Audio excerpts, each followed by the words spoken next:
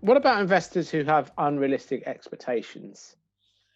Again, the reason why I need to understand why they have unrealistic expectations. Is it because they've worked in a project before where they got, I don't know, huge amounts of returns?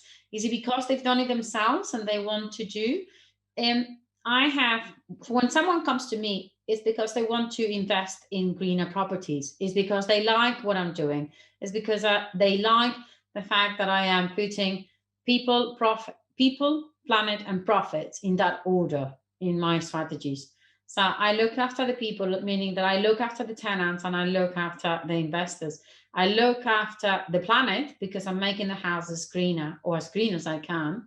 And then on the third position, I look after the profits, because obviously, like any other business, we need to make money in order to be sustainable and to be to return the money for the investors. So when people comes to you, they know what they are looking for.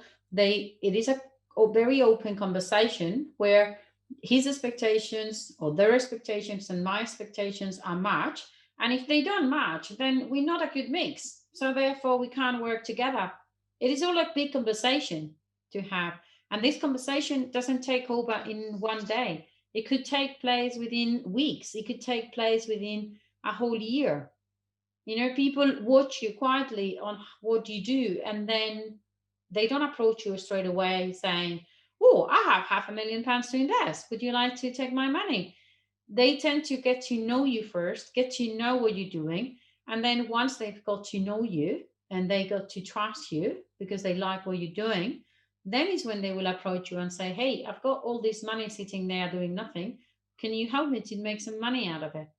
And then is when we start talking about the business. But we don't go into talking about the business straight away without having developed a clear communication between the two of us to see whether are your expectations and my expectations aligned. Can we work together? Are we both of us exactly on the same path?